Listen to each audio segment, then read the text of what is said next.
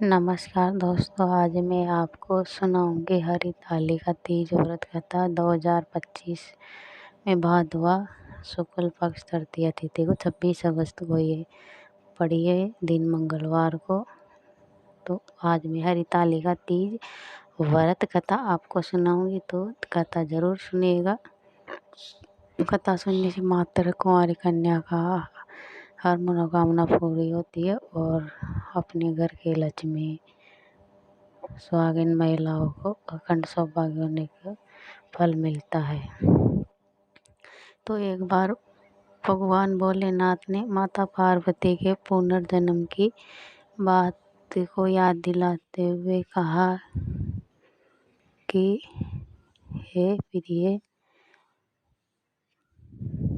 तुमने मुझे पिछले जन्म में पति के रूप में पाने के लिए घोर तप किया था हिमालय में, और राजा हिमालय के घर माँ पार्वती के रूप में जन्म लिया था। आप बचपन से ही मेरी तपस्या में लीन थी, यानी शिव जी की तपस्या में लीन थी।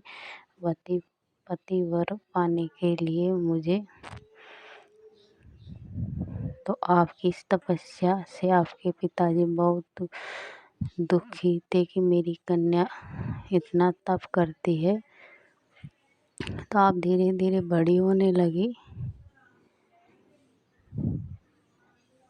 एक दिन नारद जी आपके पिताजी के पास पहुँचे।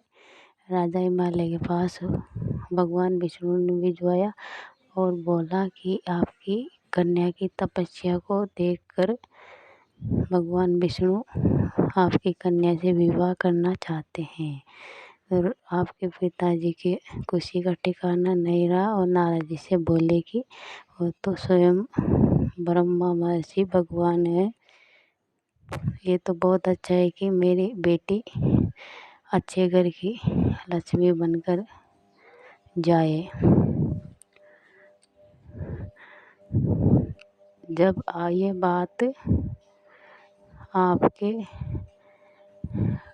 कानों में पड़ी तो आपका दुखी का ठिकाना नहीं रहा और आपने स्वयं को त्यागने के लिए कुछ नहीं बचा था। आपने घोर तप किया था, अन्न जल त्याग कर, बैसाख की गर्मी को तप कर, बारिश सावन की बारिश को भीग कर, सूखे पत्ते चबा कर आपने मुझे पाने के लिए घोर तप किया था हिमालय में। फिर आपकी सखी ने आपके मन की इच्छा जानते हुए आपसे पूछा, तो आपने बोला कि मुझे अपने प्राण त्यागने के लिए कुछ नहीं बचा है, मेरा विवाह मेरे पिताजी भगवान विष्णु से तय कर दिए हैं। तो आपकी सखी ने आपकी इच्छा जानी और सखी बोली कि मैं आपको घोर जंगल में ले चलती हूँ, हिमालय में, जहाँ पर कोई नहीं पहुँचेगा।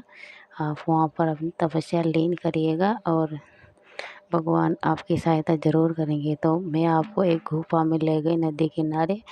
आपने वहाँ पर तपस्या करती रही। आपके पिताजी आपको ढूंढते ढूंढते जंगल में आप पहुँचे और बोलने लगे कि अगर भगवान विष्णु बारात लेकर आ गए और मेरी कन्या घर पर नहीं मिली तो मैं कहीं का नहीं रहूँगा मुँह दिखाने के लायक। तो आपने भादवा शुक्ल पक्ष तृतीया तिथि को